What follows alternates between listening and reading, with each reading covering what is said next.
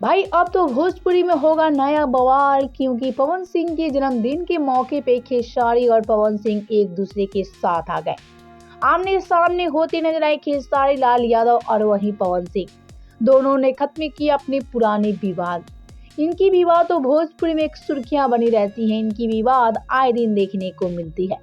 लेकिन दोस्तों, आप सभी को हम बता दें, आज पूरी तरह से खत्म हो गई पवन और खेसारी की आपसी रंजिश।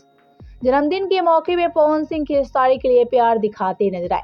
जरा आप सभी देखिए पवन और खेसारी का ये वीडियो, जहां ये दोनों एक दूसरे के साथ में आ चुके हैं और खत्म कर लिया है अपनी पुरानी दुश्मनी।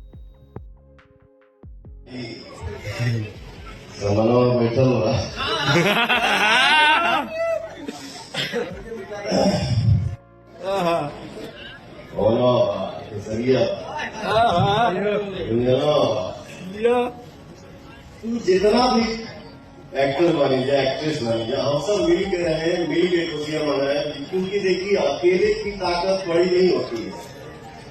हम सब अगर एक साथ रहेंगे तो फिर कोई ऐसे नहीं करेगा। क्या तैयारियां थी, कैसे क्या?